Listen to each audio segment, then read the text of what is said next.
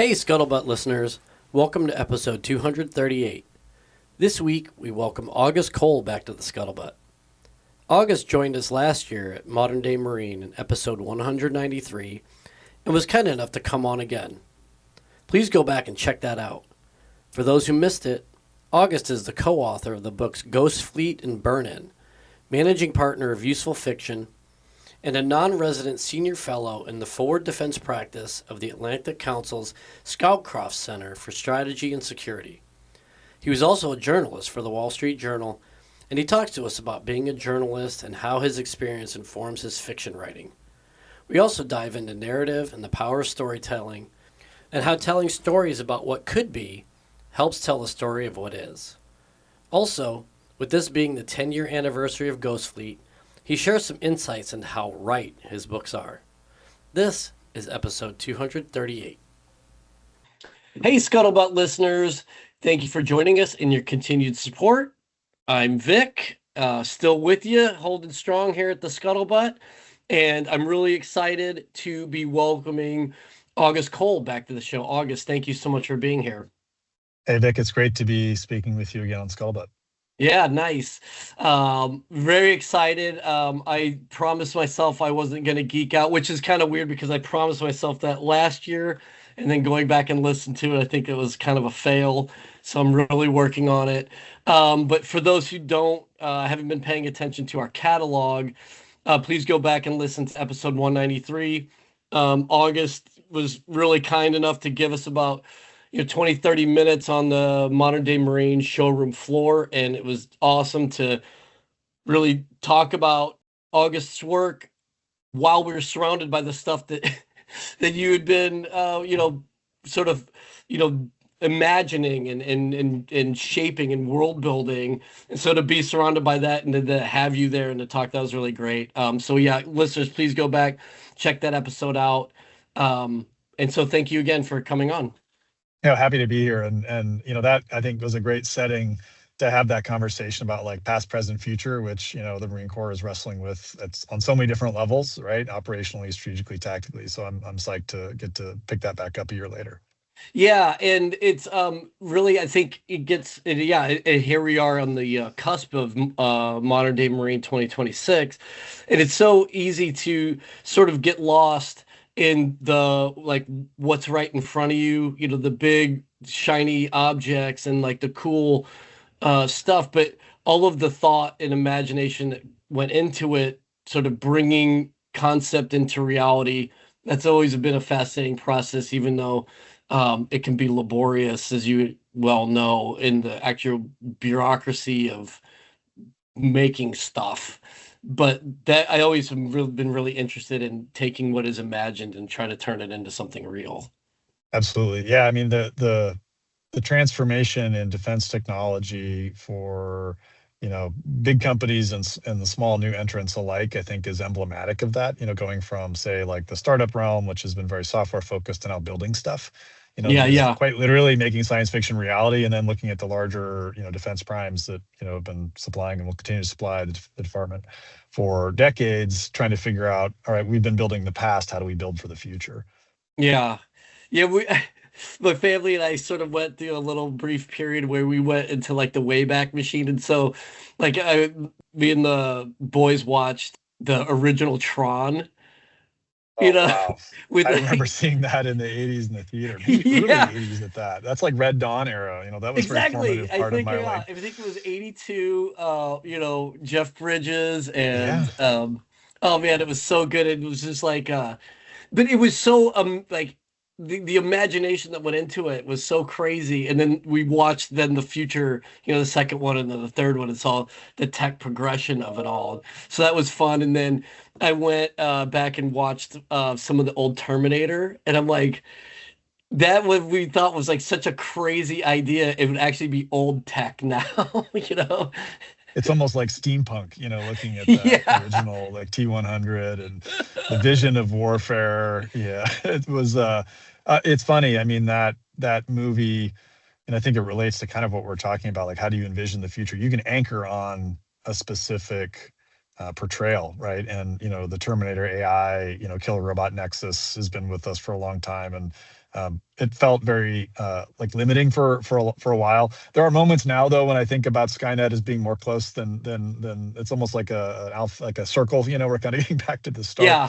but I Yep. think that's relevant too for people who work on the future. It's helping people understand what's possible, helping them think around corners.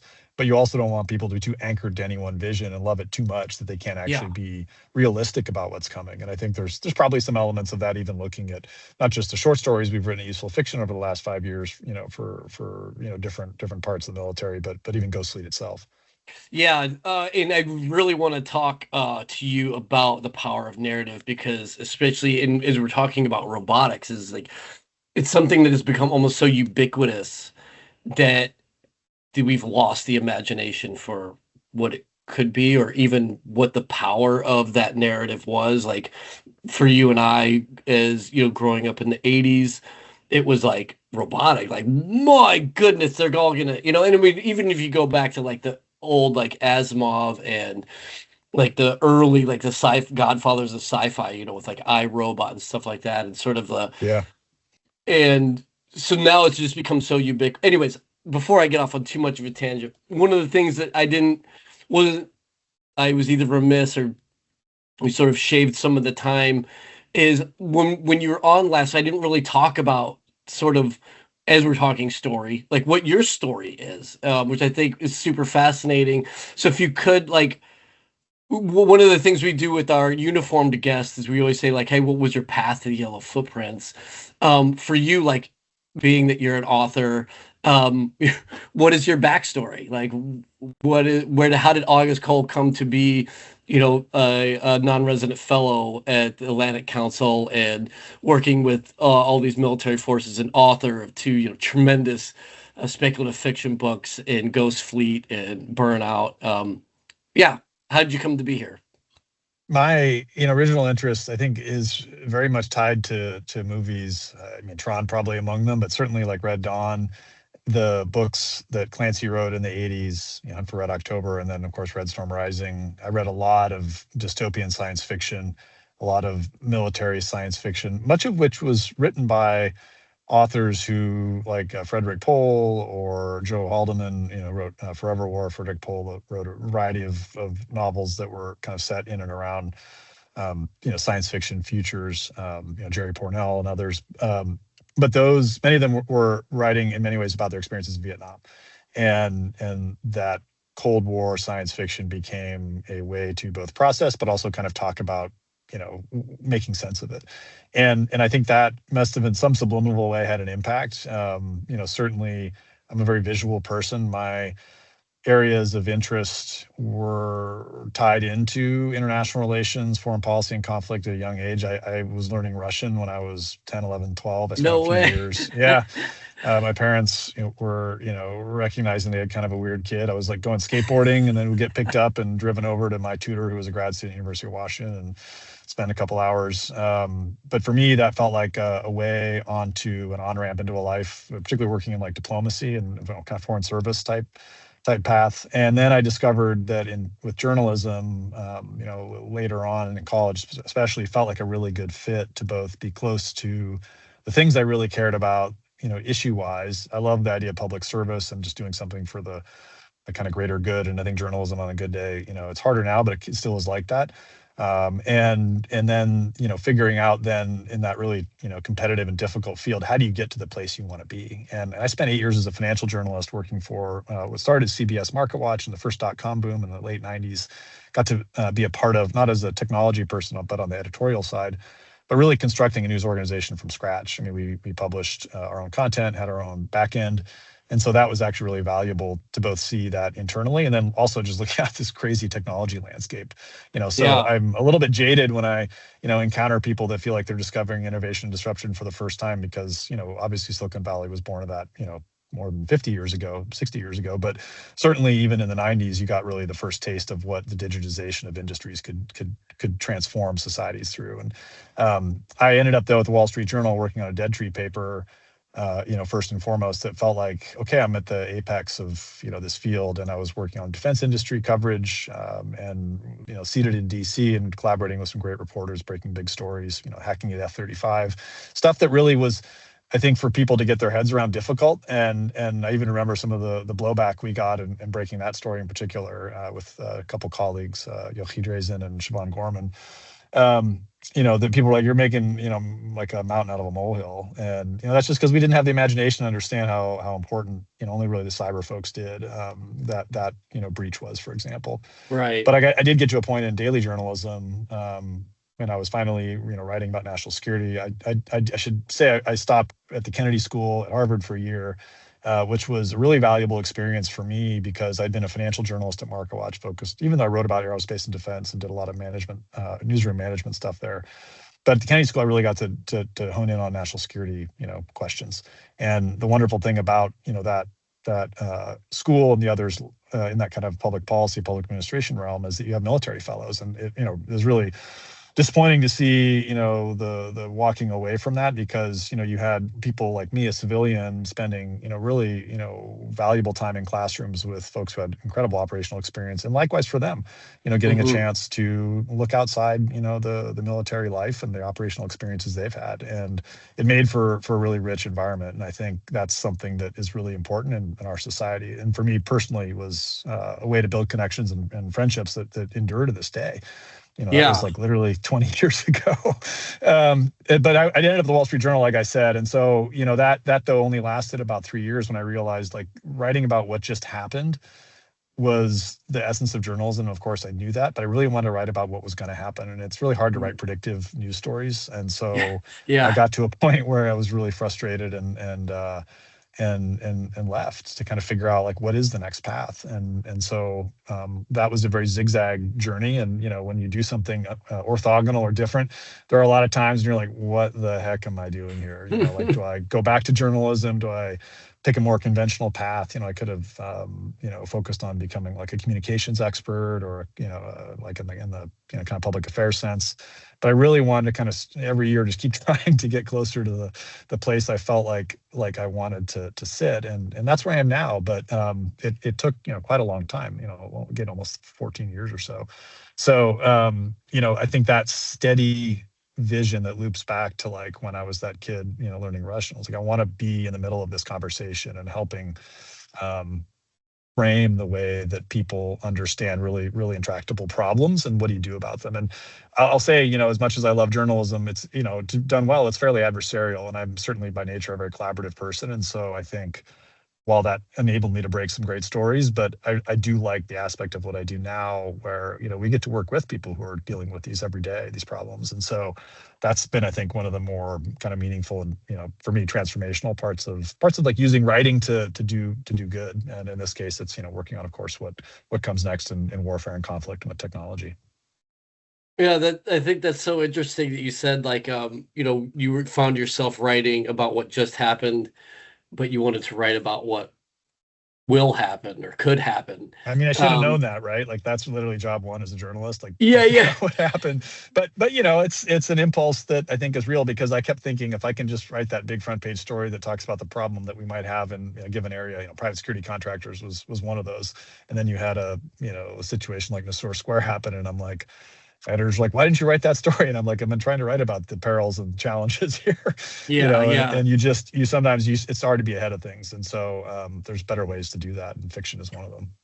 Yeah, I could just think about like an old-timey newsroom, like it's all smoky and the editors putting, just chain smoking, Lucky Strikes or whatever. Like, what you got, kid? And you bring in, and the first thing it says is, "Can you imagine if this? Like, get this kid out of here!"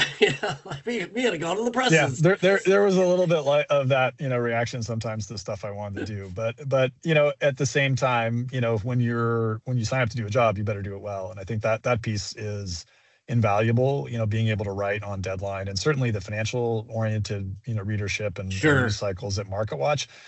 I had this conversation with my wife at one point where, I think, remarking, kind of reflecting on the 8 or so years I spent there. And I have, awesome colleagues that I'm still friends with, but, I certainly was really interested in getting into the next thing in and around national security. And what she said though was a good observation. She's like, I think you can write so prolifically and so quickly because you just wrote so much every day at MarketWatch. And that's Mm, a great reframing, both about like my own experience, but I think for anybody who's thinking about that next thing or feeling like they may not be at the right place they're supposed to, if you can find something and see value in an aspect that you might even not like at that point. Like I didn't like that tempo sometimes because you couldn't yeah, think, you just had to act and do. But yet that was probably one of the most important things that I came away with, out of my 20s and kind of early 30s, was being able to write anywhere, anytime. And so then I get to the journal, and you might be getting on a plane at LAX to go to DC, and a story breaks. You got to like get out of line, sit down, right yeah, next to the gate, and just work for 4 hours straight and write, because there's a deadline coming, and if you don't make it, like they'll get someone else. And yeah, so there's, I think, for younger people, who might be listening, take those chances to use those, experiences where you're not being bashed on the rocks, but you're kind of sharpening the edge a little bit, right? Like figuring sure. out how to kind of make that work so that when you do get that shot to do the thing you think you're meant to do or want to do, you're ready because you didn't waste that time complaining about it, or just actually let something slip by because it was hard. Yeah, and you don't want the first time that you've run into a high tense situation to be when it is the high tense situation, right? Like you want to have some familiarity. I don't want to say comfort because no one's ever really comfortable in that, but you at least have your routines and your battle rhythms and stuff so that the first time that you come into a high tense situation isn't your first, or when you Yeah, you come have to into know one, you it's can not your do first. it. You have to Yeah, know you can do the thing you're being asked to do when it is. And in the news business, has that when you're printing a newspaper that will reach hundreds of thousands of people, like sure. at the Journal, like if your copy's not ready by that first 4:30 window, it's not going in. Yeah, yeah. And that's not acceptable. And so I think that for me as a writer, and it's probably analogous in other aspects, to different parts of the national security world too. That sense of like, there's just, it's binary. It's either done or it's not, and it Yeah. it better be good or good enough. And I think that good enough piece too. It's quite easy to use perfection as a way to induce paralysis. And that sometimes, I think one of the best ways to be a good writer is to be a bad writer, and just know that like sometimes you got to get it done and you're not going to like it, but that's what editors help you do. And also just that higher order calling of the deadline, whether it's external or even internal, is the thing you have to obey. Well, that's really interesting, and I never really thought of that in that way. That yeah, you're absolutely right. Like, yeah, the one way you become a good writer is by sometimes being a bad one. And so how does that then when you look back now, were there ever a time where just in the same way that you felt I would like to be writing about what could happen instead of what just did happen? Was there ever a time where you were in that going, hey, I could actually be like these things that I'm learning right now will make me very good at writing speculative fiction or science fiction? Or is that more of a hindsight sort of thing where you're looking back going, oh yeah, it was all that stuff, that foundation that I was creating as a journalist that's now made me more successful or made me feel more That's a really, comfortable. really good question. What I would say is it's probably more with hindsight, and in part Okay. because when you work in a journalistic publication of any size, the tempo is so high, and there's no off button, and I think even more so now, so that you don't really actually even get a chance to reflect very often. What am I really Yeah. doing here? You're just getting the job done and trying to do it well, or in my case, just constantly trying to learn to be knowledgeable enough that in no way would I ever be an expert, but that I could manage a conversation with someone who was, and then convey what I learned to a readership that was intelligent but may not be experienced or really even knowledgeable about that subject I might be writing. Something again, like I think cybersecurity is one, or even just transformation of the army is another one from that era. And being able to bring that forward into writing fiction, I think, is a not dissimilar mandate, especially the useful fiction approach that we've done. And even in Ghost Fleet and Burn In, the novels, but certainly in the useful fiction work, working with, clients in the military, being able to understand, who your audience is like your first order, one of your first order, it maybe is your first order challenge, right? I mean, what you're going to write about, yes, but we spend a lot of time trying to figure that out, and that certainly is something that, having learned, and Peter too, coming from also very prolific, journalistic, not as a journalist, but as a journalistic writer, someone who writes for public audiences and publications. Both of us kind of bring that approach of really trying to understand, who are we trying to reach, and how are we trying to kind of impact them. And Ghost Fleet, was something that we believed we had a vision, that was our own, conception of what to bring to the conversation of national security. Although we did have people in the Army at the kind of around the launch who were like, "Did the Navy pay these guys to write this book to make us Yeah. look bad in the Pacific?" No, dear Army, no, that was not the case. And we've obviously done a lot of really awesome work for the Army since, on many of those same questions. But at the time in 2015, that was a novel, an unusual approach, and certainly a way to kind of frame the China question that was different than the priorities, the obvious Yeah. priorities at the time around, CENTCOM, Iraq, Afghanistan, counterterrorism, coin stuff. Yeah, and for sure, and I think again, probably going into your journalistic background, but where you are seeing what is happening, and then having that skill set and that imagination to take that forward. Like you said, when we were landlocked in a counterinsurgency war, um, the Army was probably the least ready or the worst poised to deal with something that would occur in the Pacific. And I don't, that isn't like shit talking. That's really what it looked like, because we were just in these iron mountains, in these these logistics hubs. So then to start talking about something that would occur in the Pacific, where you have to almost completely displace, your the only thing that would even resemble a logistics hub like you've been in for a decade would have been Korea, right? So anyway, um, so yeah, I think that was that would be one of the things that I think would be helpful. And I'm only pulling from a very limited personal experience, but when I was going through grad school, I took a journalism class. I had 6 months of journalist experience. But one of the things I found that really helped me with my writing was it kept me from, because I love to do world building. It helped me focus, like remember to focus on my characters. And that was the thing, is we were 100%. yeah, because like I had all the facts, and so it was really easy for me to just ignore my characters and then just report on the things that I knew about. But it's like, well, what are people going to read about? Are they going to read about like all these data sets? And I know, I mean, sure, that's great, but if you don't have something that actually pulls them into the story, into the narrative of what it is you're talking about, no one's going to care about all this other important data stuff.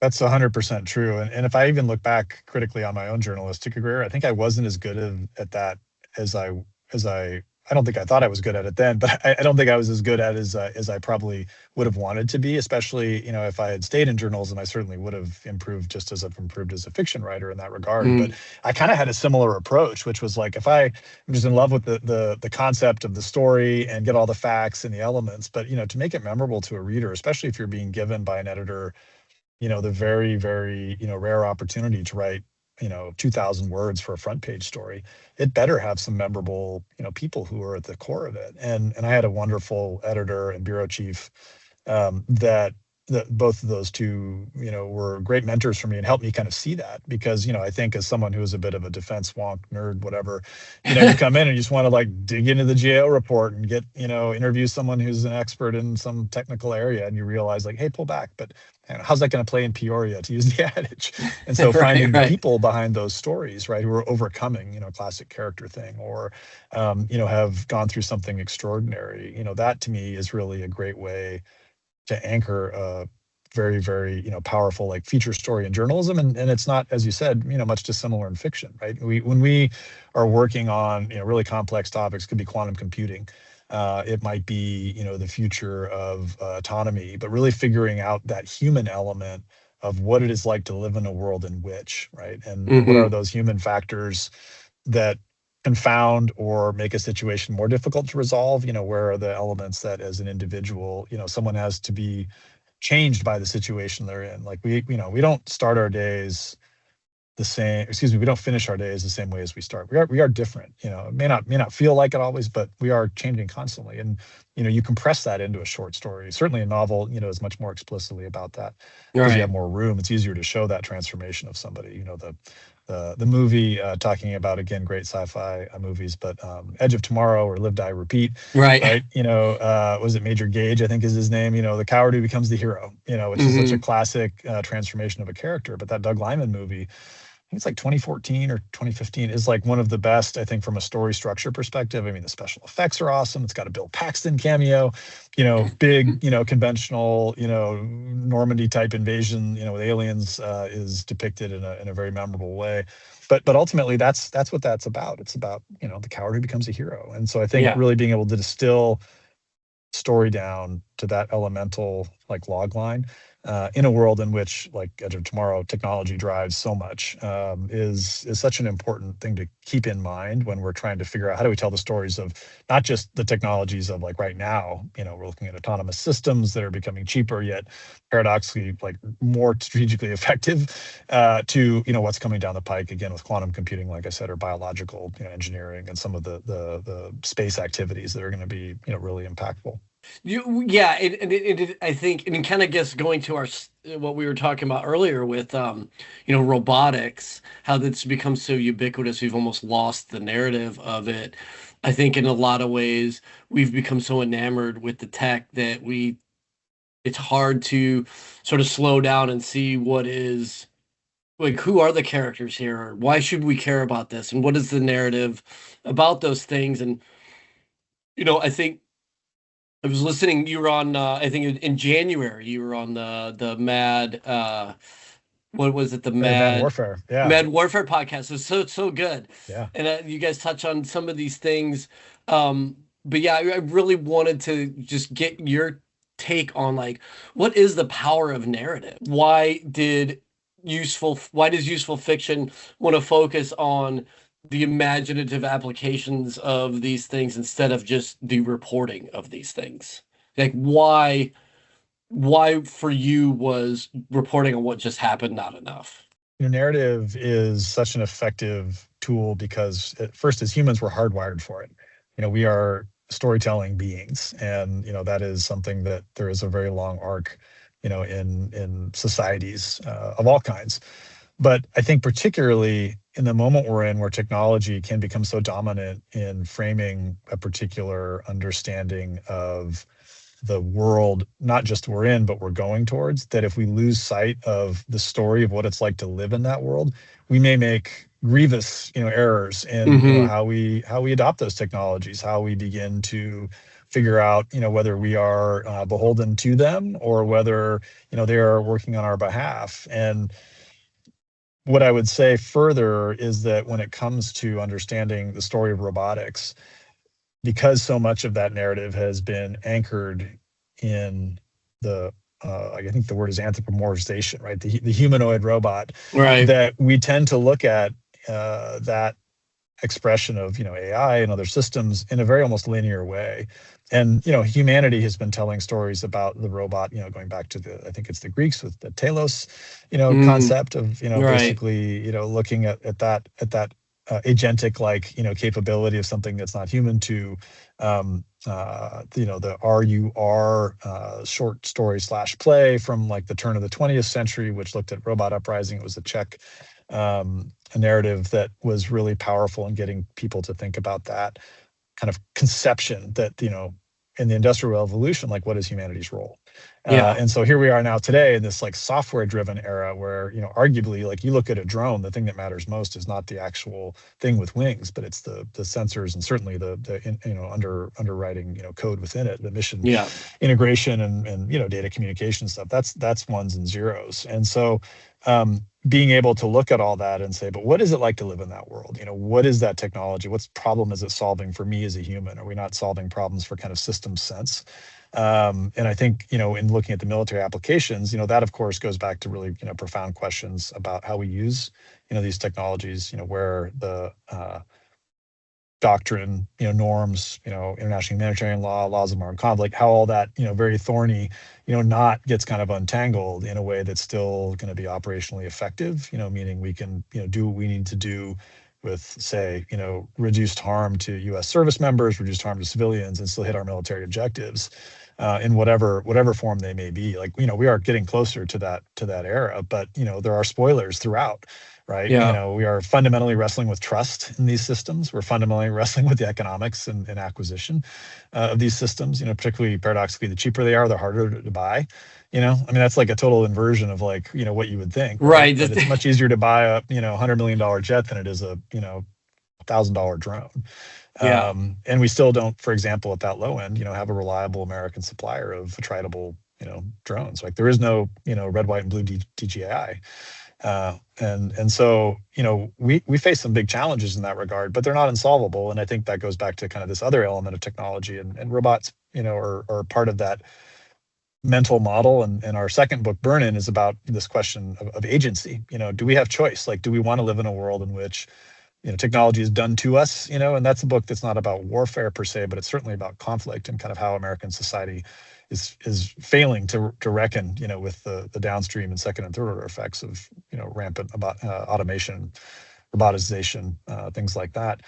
But certainly we have to feel like we have a choice, right? Otherwise, we're not going to be bought into the system anymore. And so I think that's a huge risk. And returning to your Mad Warfare reference to that podcast focused on cognitive warfare, that's an attack surface for the adversary, right? And Yeah. so, not to have too much of a tinfoil hat or convoluted answer, but the story of how we understand our lives in the future relating to these technologies is actually as much a vector, for someone who wants to, cause us harm at a national level, as it is, a really important exploration for figuring out, what is the right way forward. Because, we're probably going to need to figure it out sooner than later, right, before adversaries like China, but also create a system that's resilient enough. So if we make the mistakes that we inevitably will, they're not catastrophic, right? They're not ending.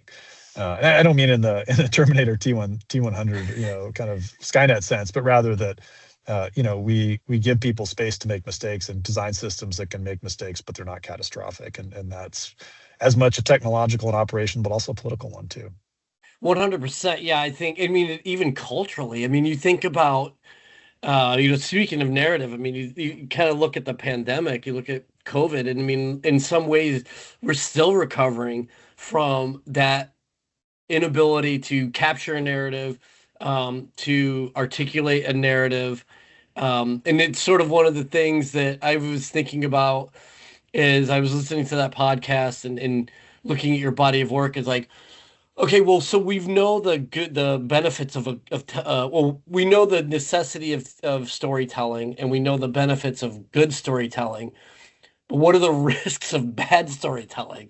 And I think we're running into a lot of that, not just like, oh, hey, just to, make fun of people who, don't tell a good story, but like it has significant effects across almost all of the spectrums of what we would consider our worldview, or even, life as, what is a life in the modern Western world? Well, depending, can you tell a good story about it, or do you tell a bad story about it? And I think, COVID sort of shined a light, at least your world according to Vic, that if you tell a bad story, it's going to have ripple effects for a very long time. And then we looked Yeah, I at mean, like, narratives yeah, narratives at the national level, at the strategic level matter. I mean, the Cold War, I think, has a lot of examples of success, but also failure in that regard. But I think ultimately trying to, create a level of unity around an effort to um, have a narrative that is appealing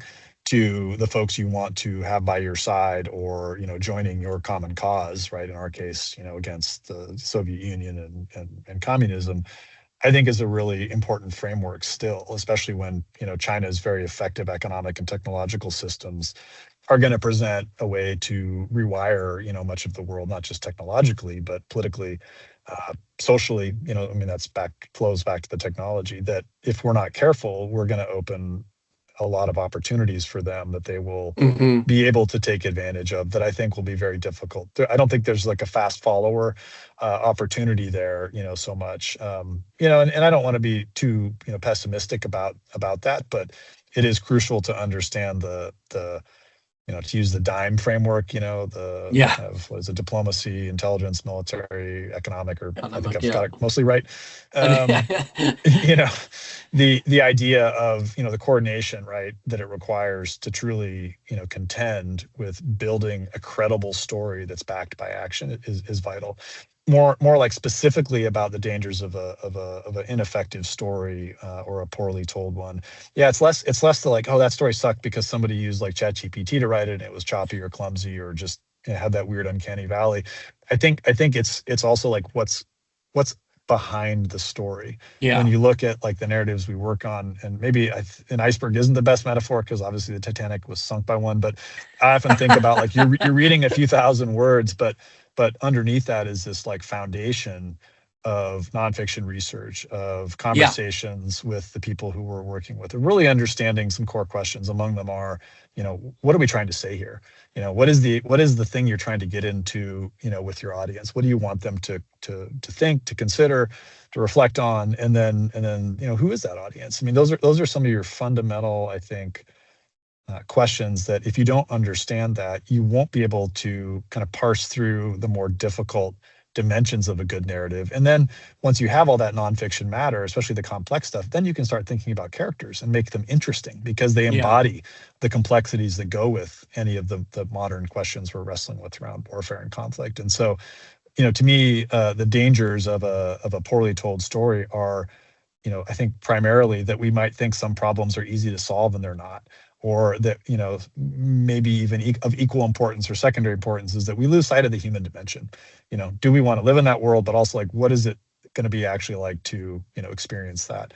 And if you can avoid those two perils, or a third, which is related, is just creating things that are echo chambers, right? That just kind of reinforce conventional wisdom. And I don't think that has much value. And it's, if anything, in this day and age, because technology and trends and information moves so fast, and at logarithmic speed, basically, Yeah. you know, we don't need more status quo. We need less, and that's Yeah. often where I think our most innovative ideas may come from. And sometimes as difficult as they are to onboard or deal with, but narrative at least lets you try those out. At least lets you have a starting conversation and begin to kind of take shape of what that might actually look like in the real world we actually do live in. Yeah. I sort of feel like it's, you know, maybe not a panacea, but at least it gives you the toolkit to fight against, like you're mentioning, like not only the speed at which information is coming, but it gives you at least a filter for some of that algorithmic curation at which it comes at you. You know, even though it's coming at, it seems like just a deluge, but then you look and see how, you know, how the algorithms are really collating and putting it all together for you. And if you lose sight of the narrative, or you devalue the power of narrative, then I think that you become way too susceptible um, to our future robot overlords. Um, so um, so would you think then, like, especially we sort of mentioned, you don't have to go very far to see the data on, our dwindling attention span, movies that lean heavy into CGI over storytelling, social media curating everything for us all the time. Do you feel like our collective imagination, our cultural imagination is dying, or is it just atrophying, or is it growing, in the nice little greenhouse somewhere ready to explode? Yeah, I think about things growing in a greenhouse waiting to explode. I'm like drawn to The Last of Us. Yeah. The mycological, takeover. No, I mean, That's the right. mushrooms won't win. I worry about them more than the robot overlords. But it's a good question. I like to say I'm an optimist staring into an abyss, and forgive anyone who's heard me say that before, but I really do believe it. Like, I have hope. I think we're early still in this phase of understanding, the intersection of, say, technology and, like, I'll call it creativity. which I think is an inherently human practice. And it is something that can be developed, but also, some people have it more innately than others. The the challenge, I think, is a bit like if you were to live in a world in which all of your food was, this is how I think about it, prepared in a microwave, like you would survive. Yeah. You just might not eat like really well, and you'd miss out on so much, right? A steak sautéed in butter, that's Yeah. seared perfectly, right? There's certain, you're not going to have fresh, like the smell of toast, when it comes out of toaster. Like, Yeah. that's a very like olfactory, sensory, piece of it, also important in good fiction. But like you could live off food from a microwave, I mean, astronauts do it, right? But I think that's not a world that I want to live in. I think most people don't want to live in that. And so some of this is understanding, are we in an era where we're fascinated, clearly, and there's people making a lot of money off that fascination at the institutional level, but also, individually. So I think once things kind of play out a little bit, we will get a better sense of the kind of intentions, in the broader um, kind of meta question of like, does humanity value creativity or not? But economics always matter, right? And you can look at, again, my old industry, the news field. It's brutal, and so Yeah. I think there's going to be a lot of pressure to automate many of the kind of content generation and curation um, that we would otherwise, enjoy, that were more human. And that's not to say that I don't think people should use AI in creation. I think they can be incredibly powerful. I don't use AI for my writing. I like to use it for things like, research, or I would love to have it do all my social media, which I haven't quite figured out how to do, but I don't want it to write for me. Yeah. AIs can be good editors too, or a sounding board, for video generation and creation, incredibly powerful, but also it's still a very manual process, right? And what I kind of think about it is like, the truly creative people who have a vision or something to say will be empowered in ways that they haven't been before. And I find that really exciting. What I worry about though is like a steady diet of microwave food that's kind of like sapped of nutrition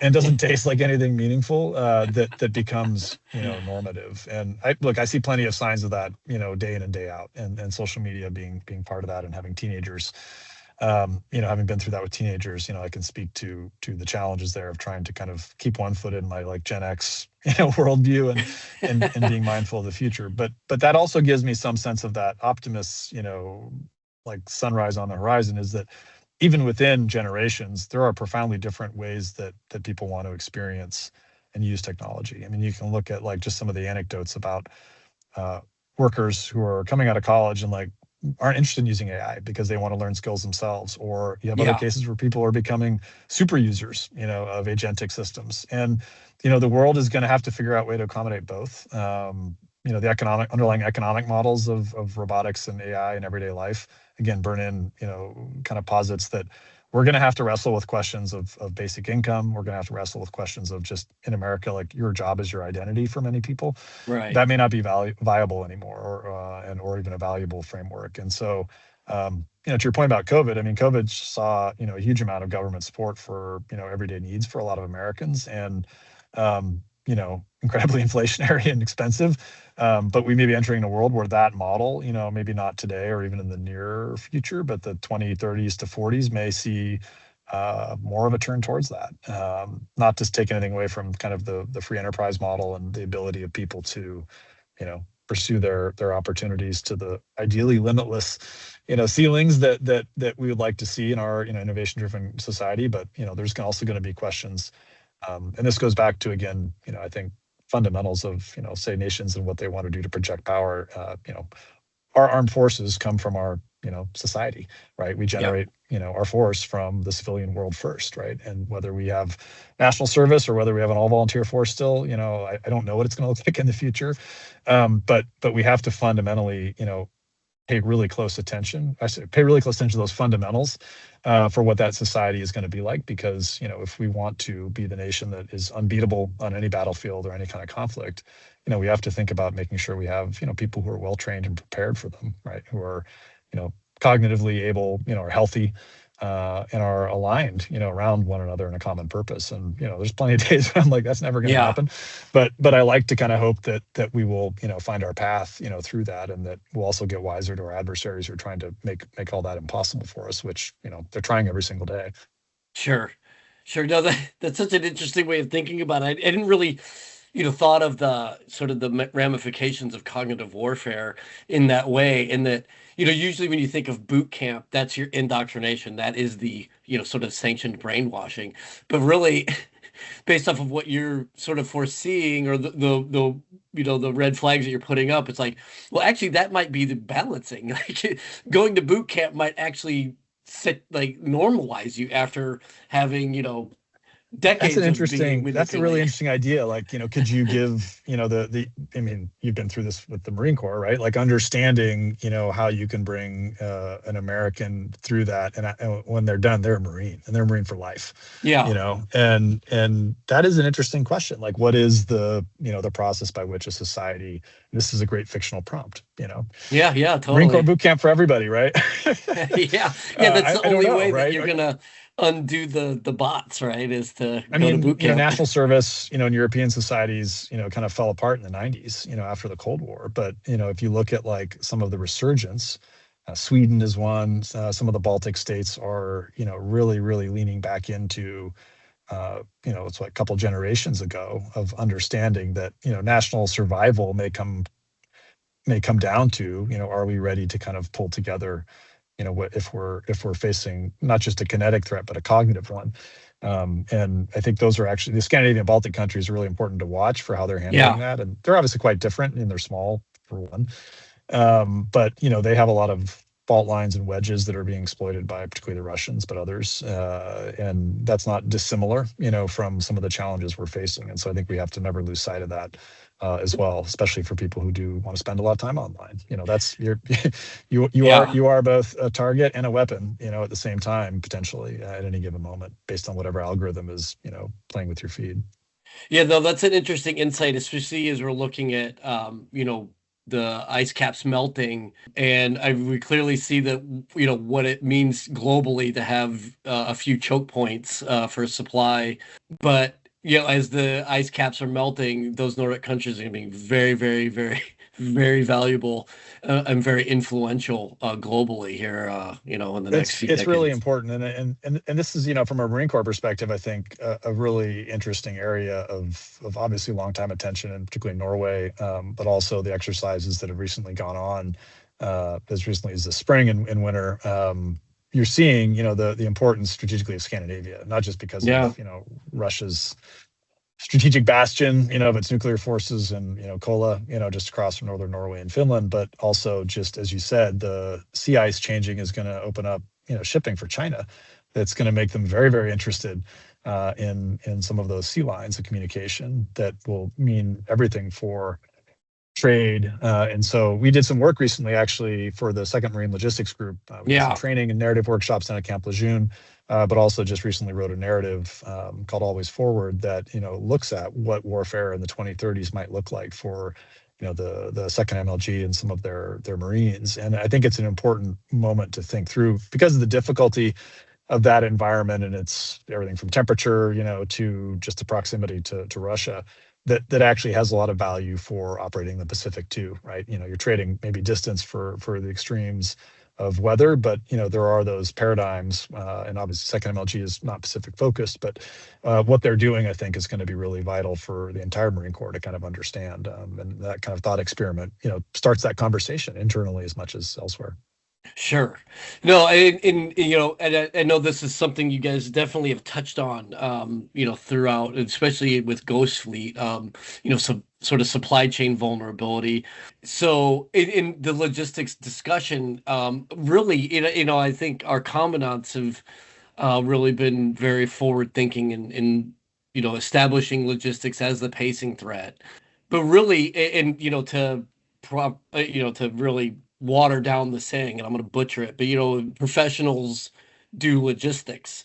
And it's so interesting to me, again, as I was coming up to the Marine Corps, logistics was not on my wish list of fields that I wanted to go into, but it is vitally, vitally important now. Um, and so I guess as a good lead in, here we are, the 10-year anniversary of Ghost Fleet. We were talking logistics, we're talking China, we're talking, supply chain vulnerability. What are some of the things, as and we also talked about, what the benefits of being able to look forward. Well, now here's your chance to look back, like, and I'm sure you get this all the time, and so I apologize if it's just become sort of commonplace for you to answer this question. But like, what are some of the things that you reflect on now, looking back 10 years? Where you and Peter were when you wrote it, how it sort of gained traction, and now looking back 10 years, like anything where you're just like nailed it, or wow, I didn't see Yeah, that yeah. coming. The other day, my brother, who directed or created the like Ghost Fleet trailer and is a film and video guy, he sent me a package. And he's like, just watch out for it, it's coming. And I was like, all right, cool. And so I opened this box, and it's full of this like stim gum called Focus. I think it's called Focus, and it's basically like caffeine and L-theanine, and it's like a biohacker's dream. And Yeah, that is like yeah. right out of Ghost Fleet. And of all the things we talked about in Ghost Fleet, the things the innovation that most service members want, they're like, I want stim tabs. you Yeah. know and maybe like the kind of zen and energy drinks has run its course and we're ready for the next thing, but Yeah. maybe focus gum. But that bio enhancement is I think a perennial question of how to deal with like less sleep, right? But you know Ghost Fleet's a work of fiction, not prediction. That was our introduction page that just kind of like let people know, like, we're not trying to crystal ball this, right? We're giving you a scenario. But I would say, though, that when you look at the importance of swarming weapons, particularly using AI to coordinate attacks of those kinds of systems, that's front and center data, in the counterinsurgency in Hawaii that the Chinese were conducting and how they use robotic systems and stuff to do that, I think was really important. If there's any disappointment, it's that we never got a railgun, which is a We're pivotal working on weapon. it, right? Pivotal weapon in the story for those that haven't read it, and inspired in part actually by an anime series, Star Blazers, that I watched again, when I was like early 80s. It's like 10. And the space battleship Yamato had a what they called a wave motion gun, but it was like a Earth planet killing weapon that they could fire like once before the ship would like shut down and have to reboot. And I thought that was such a Right. great concept to have, like, your wonder weapon that is actually really a pain in the neck to operate, and Yeah. it actually creates risk every time you take that opportunity. And I think so, Robotech had that too, yeah, when the SDF-1 would just yeah, shoot that it's the massive same beam, and then, idea. yeah, you're totally vulnerable for like a month. And I think that says a lot about technology, because Ghost Fleet has a lot of, arguably pessimistic takes on technology and the perils of over reliance. And I think that's proven true too. What is nice, though, is the counterpoint to that is seeing how much energy and focus and attention has gone into whether it's the poor midshipman who had to learn celestial navigation because of the book. I don't know if they're currently teaching that, but that is a skill that is going to be important, just like land Yeah. navigation for Yeah, infantry. exactly. You can't put uh, down the compass. Yeah. yeah, and so there are those kind of questions of like, what is the operation of the future look like? And then similarly, I think the railgun is an interesting example where the Navy had been working on a system like that and found it too difficult technologically and too expensive, but we're able to, with the Strategic Capabilities Office back in Will Roper's day, figure out how to use a hypervelocity projectile in a deck gun and get pretty fast Hmm. projectile out of the barrel that wasn't a rail gun, but it was close. And I think that kind of mindset is so important. And you've seen much more of that, using, I think it's SM6s to hit ships. That's not necessarily what that's designed to do. You're seeing a lot more of that repurposing, one system for another using software to do that. And I think you'll see more of that. Similarly, the ability to think through, as you said, supply chains, but also America at war. What is that like? How are we going to deal with, shortages in, small, everyday consumer electronic level, circuit boards and things, Yeah. to, the big picture questions of like, can we trust the mission critical systems in our frontline weapons that have been sourced in China or have materials sourced from China, of which there's myriad research and literature on that now that's come out. And the book itself, from that question of supply chain security, turned out to be really useful at the time. We learned later, for people in the Pentagon who were very, very switched on about that, but didn't really have a way to communicate to folks who didn't care about it why it mattered. And they could then show Ghost Fleet and say, hey, here's one vision of like that risk. Yeah. You might lose aircraft because the hidden homing beacon, to put it simply, clicks on right when it's activated. And that I think is the kind of consideration where you're thinking all anew about what you can trust with these systems, that we're coming to rely on, and what you can't. And that if you can't trust it, what then? And then maybe the last thing I would say too was, the importance of Silicon Valley, and kind of super empowered, very wealthy entrepreneurs, which are really important in Ghost Fleet.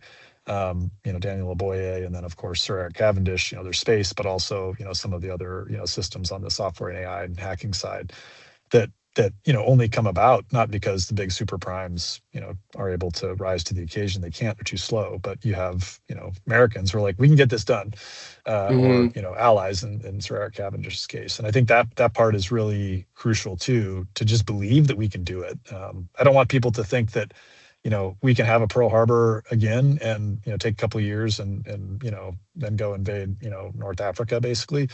We don't have that time, that luxury anymore.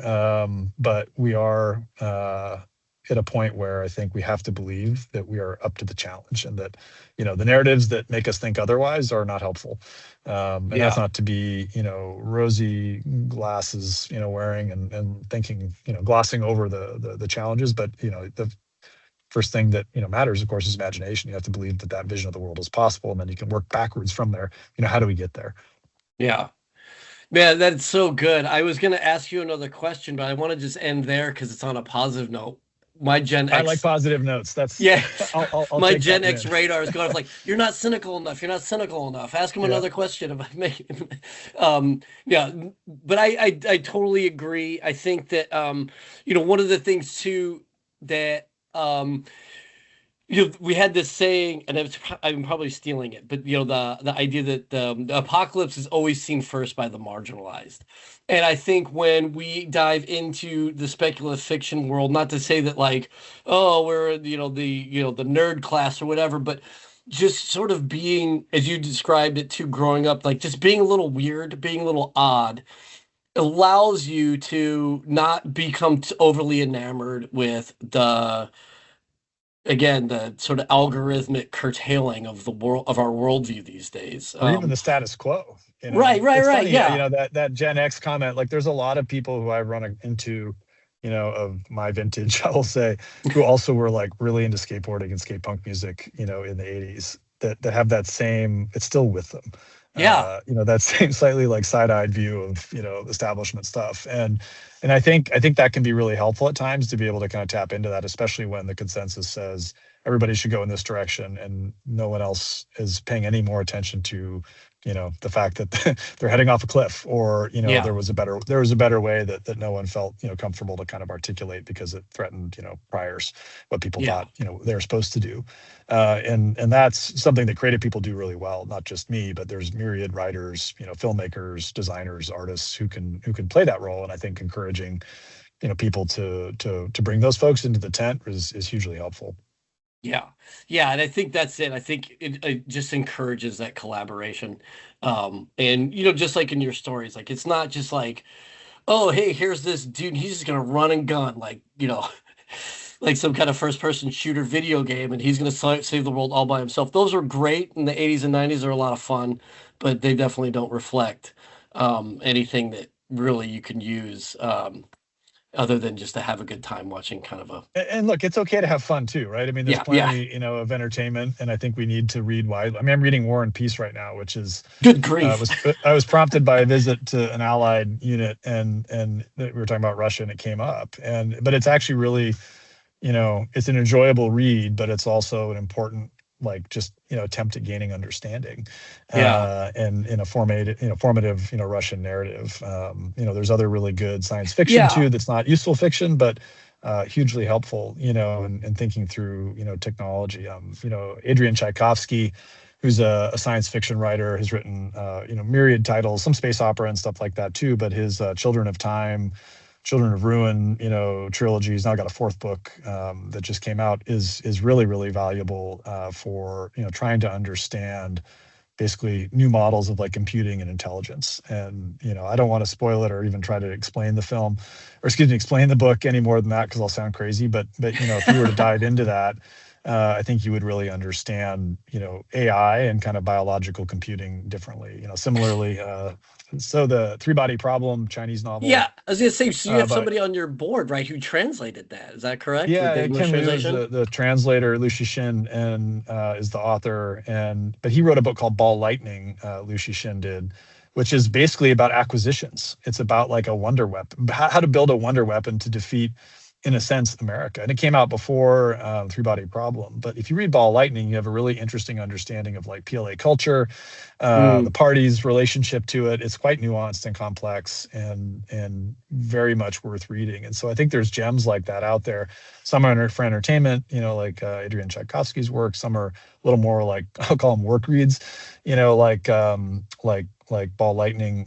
But I think it's worth. I think it's okay to give yourself permission to read widely. yeah. And going back to that origin story question we started with, one of the things I did not do when I was a journalist was read widely, because I was always trying to keep up with just what I was working on at that moment, and that required so much reading. And that once I left that behind and began to work in this different way, I suddenly was faced with or presented with the opportunity to read anything, and that has been one of the most helpful things I've done in the last say 20 years. And so I would encourage people to not be afraid to read well outside their job description, so to speak. And it might mean, again, a classic like from Tolstoy, or it might mean dipping into some Chinese sci-fi that like five people have read. Yeah, yeah.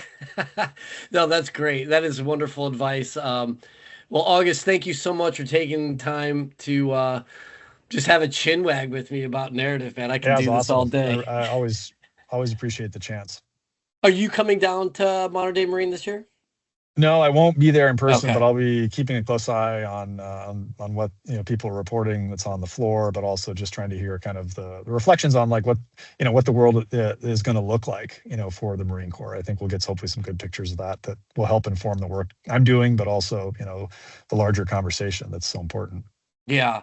Well, like we were talking about before we started recording, I mean, a lot's changed since we were at Modern Day Marine 2025. So, um, yeah, well, thank you again so much. This has been a great conversation. I like kind of, yeah, I'm like sweating a little bit. It was a lot of brain work, but yeah, I really, really Happy to do it. appreciate it. Happy to do it. Thank you so much and hope our paths cross again soon. Likewise, Vic. All right. Bye. Hey, Marta, how you doing? Good, Vic. What's going on? Oh, not too much. I heard through, a little birdie told me that we're into modern day marine season. I actually, let me say, it wasn't a bird because it's way too cold outside for a bird to actually, but maybe I got a tweet or something. I just get it disconnected. But yeah, we're in modern day marine season now, right? We are in modern day marine season. And if I actually woke up last night, true story. I woke up last night thinking about my to-do list for modern day marine. So, it's just so your listeners know, I'm the Marine Corps Association's lead planner for modern day marine. And the to-do list in my brain is like, on constant. So I Yeah. woke up. So that's how I know. Birdies or no birdies, I know because I woke up in the middle of the night sort of dreading my Yeah. to-do list for modern day. It's right around the corner and we are pumped. Yeah, your brain is just one really long PowerPoint presentation. You're just thinking in slide decks at It's this point. yeah. So between now and Showtime, Expo time on April 28th this year, that's pretty much what I'm going to be thinking about. Well, and you're going to be there too. Scuttlebutt's going to be there. There are. Yeah, no, this is it's so rad. I love the way that Emerald has set us up. The location is great. Obviously, being on the showroom floor for something, that what the Marine Corps is doing here, the Marine Corps Association, the Marine Corps League, everything that's coming together. There's an audible and an emotional buzz from just being on the floor. So it's so fun. And just being able to talk to the guests that we have and just snatch some people off the showroom floor, like, hey, you look interesting. Let's have a chin wag or whatever. So fun. Yeah. Yeah, that's yeah. So, to your Scuttlebutt listeners, swing by the Scuttlebutt podcast booth and maybe you'll be interviewed. Maybe Vic will snatch you up. Yeah. If you make eye contact, there's a good chance you're getting on a microphone. So we're looking at April 28th through May 1st. Is that correct? Through 30th. 30th. It's a Okay. 3-day, yep, Tuesday, Wednesday, Thursday at the Walter E. Washington Convention Center. And, this is our 5th year up in DC. So if you're if you're an old crusty Marine, you might remember the muddy boot days down. You don't even have to be that old to remember the old muddy boot days down in Quantico. But we moved up to the convention center 5 years ago, and we haven't looked back. It's been fantastic. We're able to do so much more with that space that it's really remarkable. This year we have about 7 additional conferences and symposia adjacent to Modern Day Marine. So we have, we have the LogComs hosting an AI symposium and a hackathon. We have UAS, counter UAS symposium that's interacting with symposia. We have the Reserve Leadership Collective that is gathering reserve officers to talk about the future of the reserves.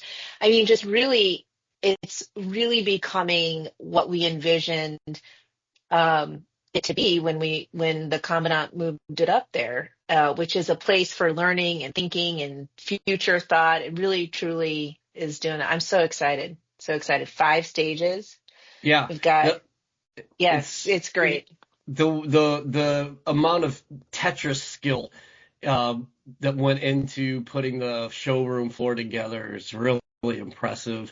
And all of the events are so cool. Key leader engagements, like you said, all of the symposiums, the events, and there's a new term now for what we were doing. Small Business Industry Day, and now it's Marine Corps. Yeah, it's contracts industry day. You know what's really great about it is that we have something for everyone. If you're a young Marine officer or a young Marine just kind of getting into it and wondering, where you want to go with your MOS, we probably have something on the floor for you to handle and explore, right? We have, or if you want to know how to handle your career, we've got Manpower and Reserve Affairs there.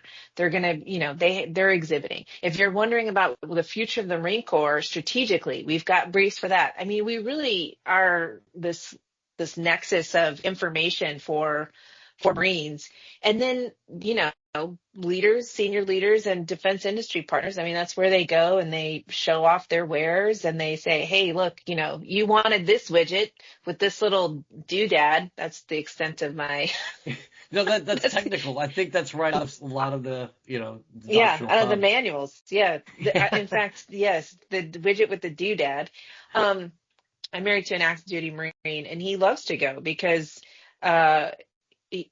the briefs alone are great. Like you'll hear from EWS students, command and staff students, staff and Sierra County students.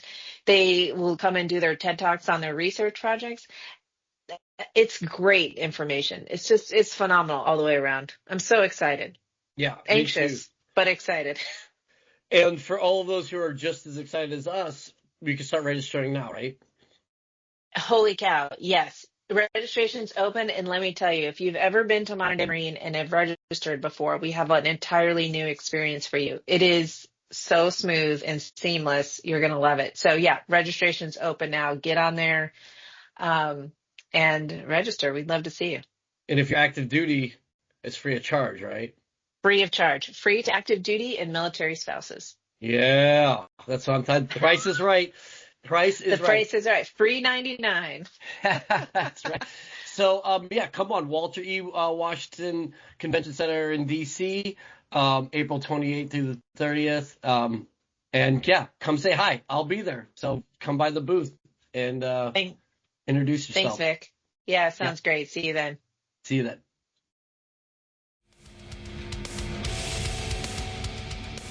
Scuttlebutt is a production of the Marine Corps Association. You have heard the voices or contributions from Major Vic Rubel, USMC retired, Nancy Litchman, William Truding, and our guest. Ty Frazier is the editor, sound engineer, and technical producer. The Marine Corps Association is not an agency of the U.S. government. The opinions expressed in this episode are the personal views of the participants and do not reflect the official position of the United States Marine Corps, the Department of Defense, or the Marine Corps Association.